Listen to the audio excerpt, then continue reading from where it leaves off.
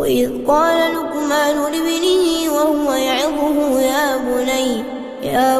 لا تشرك بالله إن الشرك لظلم عظيم ووصينا الإنسان بوالديه حملته أمه وهنا على وهن وفصاله في عامين أن اشكر لي ولوالديك إلي المصير وإن جاهداك على أن تشرك بما ليس لك به علم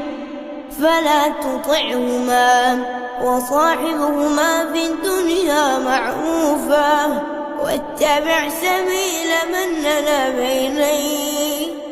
ثم إلي مرجعكم فأنبئكم بما كنتم تعملون.